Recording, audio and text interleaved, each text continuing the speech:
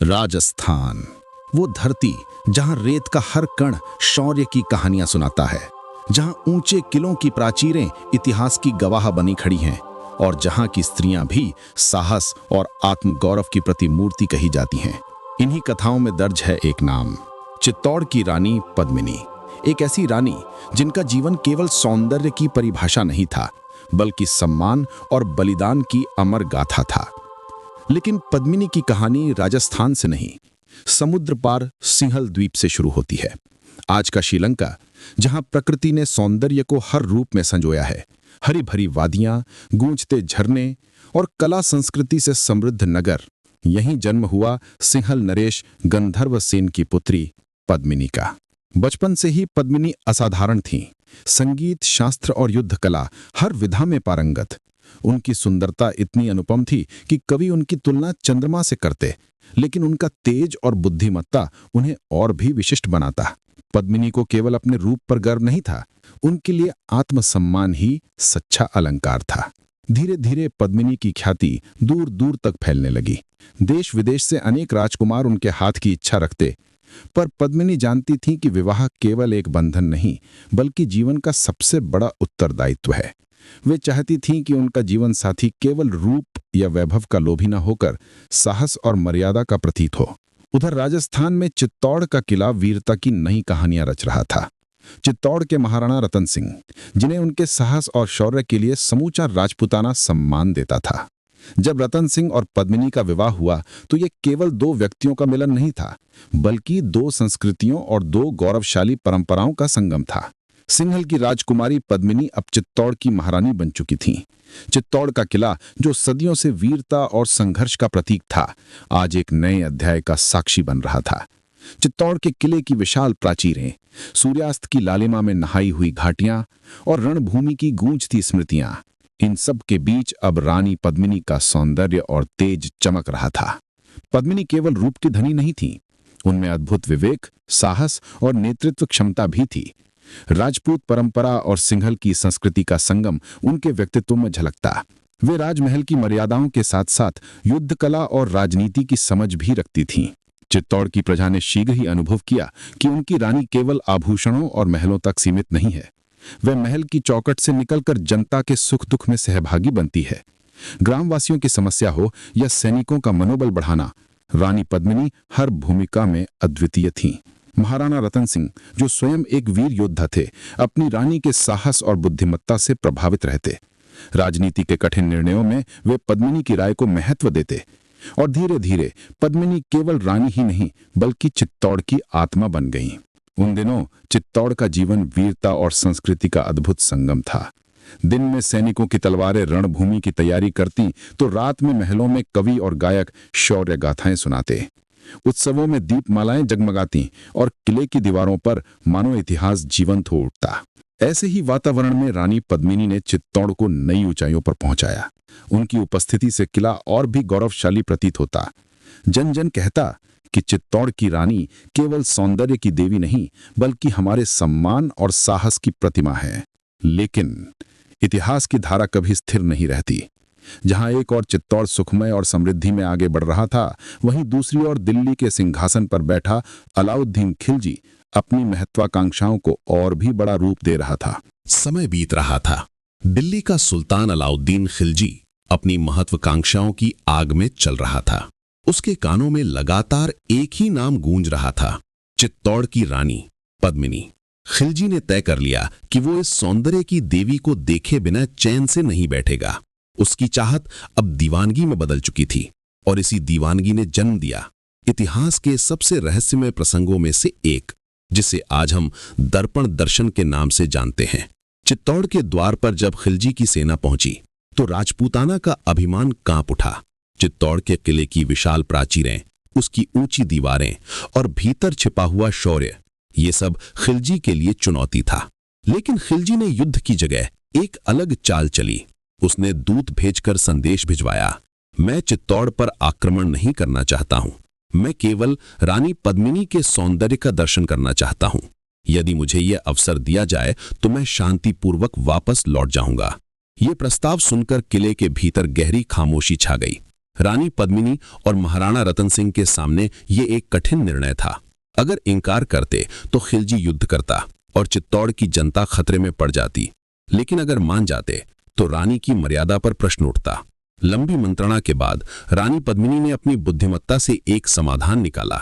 उन्होंने कहा, खिलजी मुझे देखना चाहता है तो उसे मेरा प्रतिबिंब ही देखना होगा। मेरे सामने आना उसके लिए असंभव होगा, लेकिन मेरे सौंदर्य का साक्षात्कार वो दर्पण में कर सकेगा। और फिर आया वो दिन जब इतिहास का सबसे चर्चित दृश्य घटित हुआ। चित्तौड़ के एक विशाल कक्ष में एक अद्भुत व्यवस्था की गई। दीवार पर एक बड़ा दर्पण लगाया गया। दूसरी ओर रानी पद्मिनी खड़ी हुई और ठीक सामने खिलजी खड़ा था। दीपों की लौ झिलमिला रही थी। सन्नाटा ऐसा मानो समय थम गया हो। और तभी उस दर्पण में खिलजी ने पहली और आखिरी बार रानी पद्मिनी का प्रतिबिंब देखा। इतिहास कहता है उस पल खिलजी की आंखें स्तब्ध रह गईं। वो सौंदर्य केवल रूप नहीं था, बल्कि गरिमा, आत्मविश्वास और मर्यादा से भरा हुआ था। खिलजी नजरें हटाना चाहता भी तो हटा नहीं पाया, लेकिन उसी क्षण उसके भीतर एक और आग भड़क उठी। प्रतिबिंब देखकर भी वो संतुष्ट नहीं हुआ। अब वो रानी को पाने की ठान चुका था। उसकी चाहत अब केवल दर्शन की नहीं रही, बल्कि उसे अपने अधिकार में लेने की प्यास बन चुकी थी। चित्तौड़ की सभा में लोग समझ गए थे, ये दर्शन केवल तूफान की पहली गूंज है, असल तूफान अभी बाकी है। किले की दीवारों ने उस दिन एक इतिहास देखा, जहां एक दर्पण ने सच्चाई को छुपाया, लेकिन साथ ही एक युद्ध का बीज भी बो दिया। क्योंकि खिलजी के दिल में अब चित्तौड़ और पद्मिनी को पाने की ज्वाला अनियंत्रित हो चुकी थी, और वो ज्वाला जल्द ही रणभूमि की आग में बदलने वाली थी।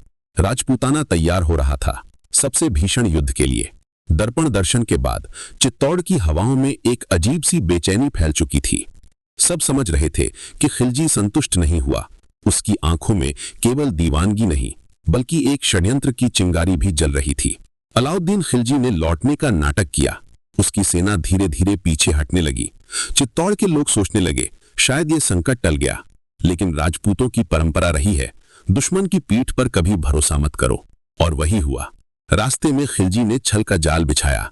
उसने संदेश भिजवाया महाराणा रतन सिंह को, महाराज, मैं आपके साहस और रानी पद्मिनी की गरिमा से प्रभावित हूं।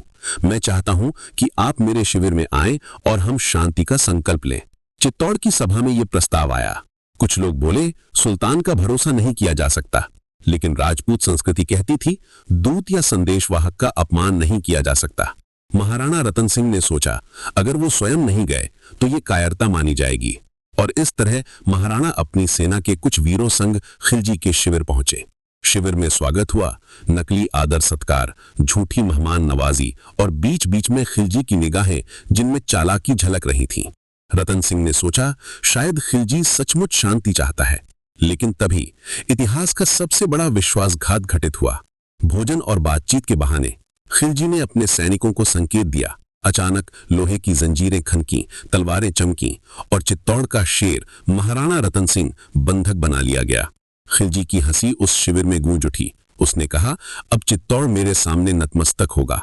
रानी पद्मिनी, अब तुम्हारा किला मेरे चरणों में गिरेगा। चित्तौड़ की धरती कांप उठी।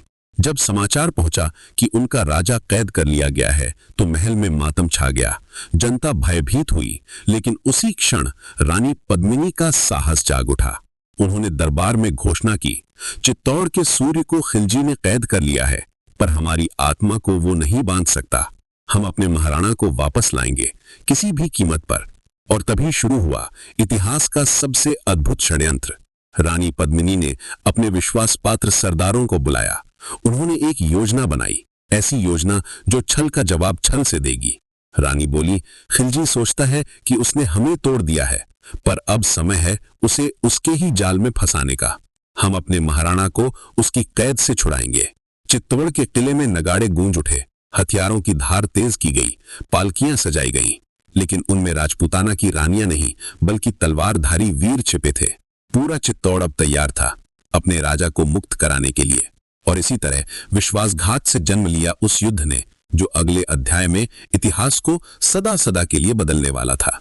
खिलजी ने सोचा था कि चित्तौड़ की कमर टूट गई है, पर वो नहीं जानता था राजपूतों की ताकत राजा में नहीं, बल्कि उनकी रगों में बहते उस लहू में है जो कभी हार नहीं मानता। अब आने वाला था चित्तौड़ का सबसे चौंकाने वाला हमला। चित्तौड़ अब केवल एक किला नहीं था, बल्कि आग का गोला बन चुका था। राजा कैद में थे, सुल्तान अपनी जीत के सपने देख रहा था, लेकिन किले के भीतर जन्म ले रही थी इतिहास की सबसे अद्भुत योजना। रानी पद्मिनी ने ठान लिया था कि खिलजी चाहे कितनी भी ताकतवर क्यों ना हो, हम अपने महाराणा को उसकी कैद से छुड़ाकर ही दम लेंगे। और इसी संकल्प से निकली पालकी योजना। खिलजी के पास संदेश भेजा गया, रानी पद्मिनी अपनी सहेलियों समेत महाराणा से मिलने आना चाहती हैं, वे पालकियों में बैठकर शिविर आएंगी। खिलजी, जो रानी को देखने की लालसा में अंधा हो चुका था, उसने बिना सोचे समझे अनुमति दे दी। उसे लगा अब उसकी जीत पक्की है, लेकिन इतिहास गवाह है, जहां खिलजी जैसी चालाकी होती है, वहीं राजपूताना की वीरता उसे मात देने के लिए जन्म लेती है। एक एक करके सैकड़ों पालकियां तैयार की गईं। बाहर से रेशमी पर्दे, सुनहरी सजावट और भीतर राजपूताना के सबसे बहादुर योद्धा। हर एक योद्धा के हाथ में नंगी तलवार, आंखों में केवल एक संकल्प, अपने महाराणा को वापस लाना है। जब रात का अंधकार छा चुका था, तब ये पालकियां धीरे धीरे खिलजी के शिविर की ओर बढ़ीं। ढोल की आवाज बंद थी, घोड़ों की टापें दबाई गई थीं, हर कदम पर सन्नाटा, लेकिन उस सन्नाटे में छिपा था एक तूफान। खिलजी मुस्कुराते हुए अपने शिविर से देख रहा था। उसे लगा अब रानी मेरी कैद में आने वाली है, लेकिन ठीक उसी क्षण इतिहास ने करवट ली। पालकियों के पर्दे गिरे और उनमें से निकली तलवारें चमकती हुईं। हर ओर से युद्ध घोष गूंज उठा, जय भवानी, जय राजपूताना।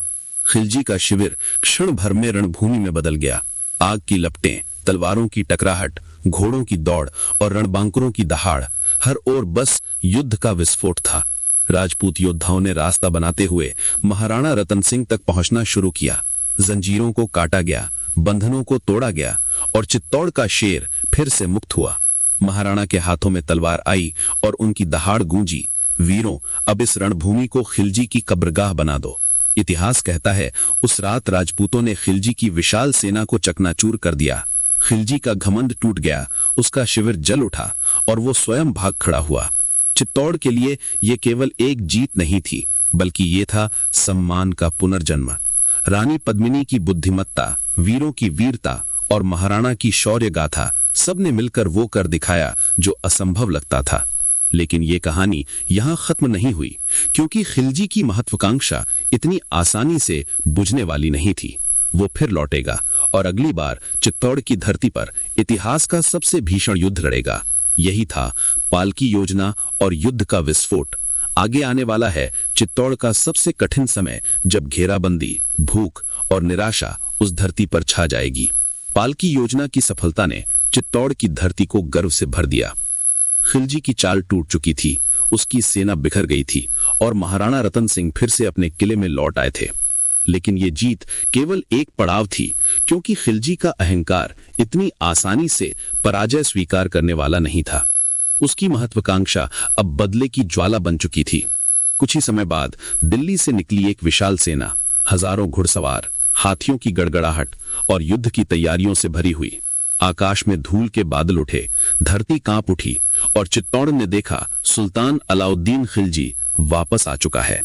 इस बार खिलजी युद्ध जीतने नहीं, बल्कि चित्तौड़ को पूरी तरह कुचलने आया था। उसने अपने डेरों को किले की दीवारों के चारों ओर फैला दिया। जहां तक नजर जाती बस दुश्मन का सागर था। चित्तौड़ किला अब घेराबंदी में था। शुरू में राजपूतों ने साहस के साथ रक्षा की। किले की ऊंची प्राचीरों से तीर बरसते, गेट से निकलकर योद्धा आकस्मिक क्षण धावे करते। हर हमले का जवाब वीरता से दिया गया। लेकिन समय बीतने के साथ साथ खामोश मौत धीरे धीरे किले की दीवारों के भीतर उतरने लगी। अनाज के भंडार खाली होने लगे, पानी के कुएं सूखने लगे, महल और बस्तियों में भूख की छाया फैल गई। बच्चों की रुलाई, स्त्रियों की थकी हुई आंखें और थके हुए सैनिकों के चेहरे सब ये बता रहे थे कि अब ये घेराबंदी लंबी खिंच चुकी है। रतन सिंह जानते थे, अगर इस स्थिति में दरवाजे खोले गए तो चित्तौड़ एक ही झटके में बर्बाद हो जाएगा। इसलिए उन्होंने अपने सैनिकों से कहा कि वीरों, जब तक सांस है किला दुश्मन के हाथ नहीं गिरना चाहिए। पर धीरे धीरे सैनिक भी कमजोर होने लगे। भूख से जूझते योद्धा, थके हुए घोड़े और घेराबंदी की तंग हवा, ये सब किले को एक जेल में बदल रहा था। चित्तौड़ की गलियों में अब शांति नहीं थी, बल्कि एक मौन डर पसरा था। लोग पूछने लगे कि कब तक, हम कब तक इस घेराबंदी को सहेंगे? महल के भीतर रानी पद्मिनी भी इस पीड़ा को देख रही थीं। उन्होंने महसूस किया कि ये केवल युद्ध नहीं बल्कि अब अस्तित्व का संघर्ष बन चुका है। खिलजी किले के बाहर बैठा हर दिन और निर्दयी होता जा रहा था। वो जानता था कि तलवार से न सही भूख और प्यास से चित्तौड़ को झुकाया जा सकता है। इतिहास कहता है कि महीनों तक ये घेराबंदी चलती रही। हर दिन उम्मीद और निराशा के बीच झूलता रहा और हर रात राजपुताना की आत्मा ये सोचकर रोती रही कि शायद अब अंत निकट है। चित्तौड़ के वीर जानते थे कि ये लड़ाई तलवारों से नहीं जीती जा सकती। अब एक और निर्णय लेना होगा जो आने वाले समय में इतिहास की सबसे भीषण गाथा बनेगा, क्योंकि अब चित्तौड़ के सामने केवल दो रास्ते थे, समर्पण या फिर अमर बलिदान। और राजपुताना की धरती पर समर्पण का अर्थ कभी स्वीकार नहीं किया गया। किले की घेराबंदी अब धीरे धीरे जौहर की आहट बन चुकी। चित्तौड़ की दीवारें थक चुकी थीं। घेराबंदी के महीनों ने किले के भीतर जीवन को सूखा डाल दिया। अनाज के भंडार खाली, पानी की मटकी सूनी और लोगों की आंखों में केवल पीड़ा। फिर भी चित्तौड़ की आत्मा झुकी नहीं थी। लेकिन अब समय आ पहुंचा था जब हर कोई जानता था जीत असंभव है। दुश्मन बाहर लाखों की सेना लेकर बैठा था, अंदर भूख से तड़पते योद्धा और नागरिक थे। महाराणा रतन सिंह ने दरबार बुलाया। वहां मौन छा गया। सभी आंखों में एक ही सवाल था कि अब आगे क्या। और उसी सभा में रानी पद्मिनी उठी। उनकी आंखों में आंसू नहीं बल्कि एक ज्वाला थी। उन्होंने कहा कि राजपुताना की मर्यादा गुलामी में नहीं बल्कि बलिदान में है। हम औरतें खिलजी की कैद में नहीं जाएंगी, हम उसकी वासना का शिकार नहीं बनेंगी। हम अपने आत्मसम्मान को बचाने के लिए अग्नि को गले लगाएंगे। यही था जौहर का निर्णय। इतिहास कहता है उस दिन चित्तौड़ की स्त्रियां लाल परिधान पहनकर सजी। उनके माथे पर सिंदूर, हाथों में दीपक और पैरों में अदम्य साहस। रानी पद्मिनी सबसे आगे थीं। उनके चेहरे पर अद्भुत तेज था, मानो वे कह रही हों, खिलजी तुम शरीर को जला सकते हो लेकिन आत्मा को कभी कैद नहीं कर सकते। रात का अंधेरा गहरा चुका था। किले के भीतर अग्नि कुंड जलाए गए। हजारों दीपक की लौ के बीच हजारों स्त्रियां आत्म गौरव की ज्योति लेकर अग्निकुंड की ओर बढ़ीं। कदमों की आहट गूंज रही थी। हर कदम इतिहास को अमर कर रहा था। ना कोई भय, ना कोई पछतावा, बस एक दृढ़ निश्चय, मरना स्वीकार है, गुलामी नहीं। और फिर वह क्षण आया जब चित्तौड़ की स्त्रियों ने अग्नि को आलिंगन कर लिया। लपटें उठीं, आकाश तक फैल गईं और चित्तौड़ की रात रोशन हो उठी। जौहर, यह केवल आग नहीं थी, यह एक घोषणा थी। घोषणा कि राजपुताना की नारियां कभी भी अपने सम्मान से समझौता नहीं करेंगी। किले के भीतर जौहर हो रहा था तो उसी समय बाहर पुरुष अंतिम युद्ध की तैयारी कर रहे थे। तलवारें चमकाई गईं, घोड़ों पर काठी कसी गई और हर योद्धा ने प्रण लिया कि सुबह का सूरज हमारी लाशों पर उगेगा पर खिलजी हमें जीवित कैद नहीं कर पाएगा। चित्तौड़ अब अंतिम प्रहर में था। एक और स्त्रियों की ज्वाला, दूसरी ओर पुरुषों की तलवार, और इन दोनों के बीच में इतिहास की सबसे बड़ी गाथा लिखी जा रही थी। जौहर की ज्वालाओं ने यह सिद्ध कर दिया कि सम्मान जीवन से भी ऊंचा होता है। और रानी पद्मिनी, उनका नाम उस क्षण अमर हो गया जब उन्होंने स्वयं को अग्नि में समर्पित किया, लेकिन खिलजी की परछाई तक अपने आत्मसम्मान को छूने नहीं दी। रात ने चित्तौड़ को आग में नहलाया था। जौहर की लपटें अभी भी आकाश छू रही थीं, लेकिन जैसे ही भोर हुई एक और ज्वाला जल उठी, इस बार तलवारों और रणघोष की। राजपुताना के वीरों ने अपने जीवन का अंतिम प्रण लिया। उनके चेहरे पर मौत का भय नहीं बल्कि उस पर विजय का गर्व था। हर योद्धा जानता था आज वे लौटेंगे नहीं, आज वे इतिहास में दर्ज हो जाएंगे। सवेरे की पहली किरण के साथ ही किले के द्वार खुले। घोड़ों की टापों से धरती गूंज उठी, तलवारें चमकीं और रणभूमि में गूंजा हर हर महादेव, जय भवानी। चित्तौड़ के हजारों वीर अपने राजा के नेतृत्व में दुश्मन की विशाल सेना पर टूट पड़े। यह केवल युद्ध नहीं था, यह एक साका था। राजपुताना की वह परंपरा जहां योद्धा आखिरी सांस तक लड़ते हैं, बिना पीछे हटे, बिना आत्मसमर्पण किए। तलवारें टकराईं, भाले भिदे, ढालों पर चोटें पड़ी और रणभूमि लहू से लाल हो गई। लेकिन हर चोट, हर घाव राजपुताना की शौर्य गाथा लिख रहा था। महाराणा रतन सिंह स्वयं सबसे आगे थे। उनकी तलवार से दुश्मन एक एक कर गिर रहे थे। उनकी दहाड़ से राजपूत सेना में नया जोश भर जाता। पर दुश्मन की संख्या असीम थी। लाखों की सेना के सामने चित्तौड़ के वीर मुट्ठी भर थे। लेकिन इतिहास कहता है कि उस दिन हर एक योद्धा हजारों पर भारी पड़ा। राजपूत जानते थे विजय का ताज उनके सिर पर नहीं आएगा, लेकिन वे यह भी जानते थे कि पराजय खिलजी की जीत नहीं बनेगी, क्योंकि खिलजी चाहे किला जीत ले, वह कभी चित्तौड़ की आत्मा को नहीं जीत पाएगा। एक एक कर योद्धा गिरते गए, घोड़े लहूलुहान होकर धरती पर गिरे, ढालें टूटकर बिखर गईं, लेकिन फिर भी कोई पीछे नहीं हटा। महाराणा रतन सिंह ने अंतिम सांस तक तलवार उठाई रखी। उनके प्राण भले ही चले गए, पर उनका तेज अमर हो गया। जब सूर्य ढलने लगा तो रणभूमि पर राजपूताना का रक्त बह रहा था, लेकिन उस रक्त में स्वतंत्रता की सुगंध थी, उस मौन में वीरता की गूंज थी।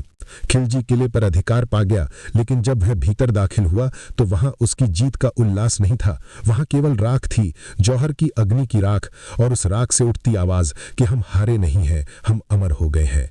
चित्तौड़ का पतन हुआ, पर इतिहास की स्मृति में वह दिन अमर हो गया, क्योंकि उस दिन यह सिद्ध हो गया कि सम्मान के लिए लड़ी गई लड़ाई मौत से भी बड़ी जीत होती है। रानी पद्मिनी और चित्तौड़ के वीर आज भी राजपूताना की मिट्टी में सांस लेते हैं। हर रेगिस्तान की हवा में उनका साहस गूंजता है, और हर पीढ़ी यह शपथ लेती है कि हम सम्मान के लिए जीते हैं और सम्मान के लिए ही मरेंगे। चित्तौड़ का किला राख हो गया था, दीवारें टूट चुकी थी, मीनारें खामोश थी, और रणभूमि पर केवल लहू और धूल बची थी। लेकिन ये अंत नहीं था, ये तो उस गाथा की शुरुआत थी जो आने वाली पीढ़ियों को सम्मान और बलिदान का अर्थ सिखाएगी। रानी पद्मिनी, एक नाम, एक प्रतीक, एक ज्योति। उन्होंने ये सिद्ध कर दिया कि नारी केवल सौंदर्य की प्रतिमा नहीं होती, बल्कि मर्यादा और साहस की मूर्ति भी होती है। उनके साथ चित्तौड़ की हजारों स्त्रियों ने अपने प्राण अग्नि को समर्पित कर दिए। वो अग्नि केवल जौहर की नहीं थी, वो अग्नि थी आत्मसम्मान की। राजपूत योद्धाओं ने आखिरी सांस तक तलवार चलाई। वे गिरे, लेकिन घुटनों पर नहीं। वे मरे, लेकिन गुलाम नहीं बने। खिलजी ने किला तो जीत लिया, लेकिन इतिहास कहता है वो उस दिन हार गया, क्योंकि उसने सिर्फ पत्थरों पर कब्जा पाया, आत्माओं पर नहीं। समय बीत गया, सदियां गुजर गईं, लेकिन आज भी जब चित्तौड़ के किले की प्राचीरों को देखा जाता है तो लगता है मानो वहां से वही आवाजें आ रही हों। रणभूमि के नगाड़े, वीरों की दहाड़ और स्त्रियों की अग्नि में समर्पण की प्रतिध्वनि। रानी पद्मिनी और चित्तौड़ का बलिदान सिर्फ एक कहानी नहीं है, ये वो ज्योति है जो हर पीढ़ी को प्रेरित करती है। ये हमें सिखाती है कि सम्मान जीवन से भी बड़ा है, कि साहस स्त्री और पुरुष दोनों की शान है, और कि सच्ची हार वो नहीं जो रणभूमि में होती है। सच्ची हार वो है जब आत्मा झुक जाती है। रानी पद्मिनी ने आत्मा को झुकने नहीं दिया, इसलिए वे अमर हो गईं। आज भी राजस्थान की हवाएं उनके गीत गाती हैं। आज भी राजपूताना के मेले त्योहारों में उनका बलिदान याद किया जाता है। और आज भी भारत की हर बेटी, हर नारी रानी पद्मिनी में अपना साहस देखती है, क्योंकि पद्मिनी केवल इतिहास नहीं, वो एक ज्वाला है जो सदा जलती रहेगी।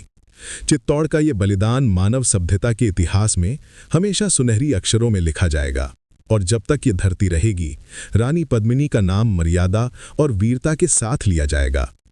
अगर आपको ये ऐतिहासिक गाथा पसंद आई हो तो कृपया इस वीडियो को लाइक करें, अपने दोस्तों के साथ शेयर करें और हमारे चैनल को सब्सक्राइब करें, ताकि हम आपके लिए और भी ऐसी रोचक और प्रेरणादायक कहानियां लेकर आते रहें।